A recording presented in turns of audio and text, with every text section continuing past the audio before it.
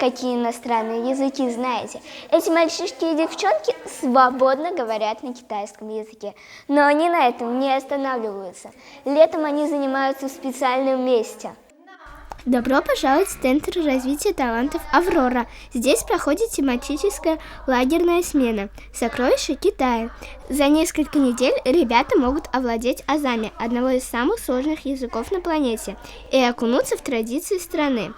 А что вы за закорючки пишете на доске? Это китайские буквы, называются иероглифы, на них пишут китайцы.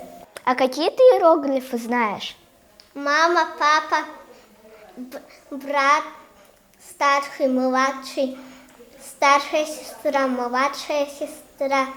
Работа строится таким образом, что ребята не углубляются в грамматику, на что зачастую делают упор в школе, а изучают звуки написания и вообще сравнивают китайский с другими более известными языками. За несколько дней пребывания в лагере они уже разучили песню, и это только начало.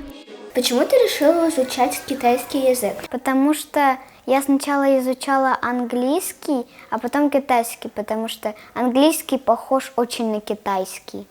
Занимаются вместе ребята разного возраста, с 1 по 7 класс, поэтому учебная программа разработана так, чтобы всем было интересно. Это непростая задача для педагогов, но они успешно справляются.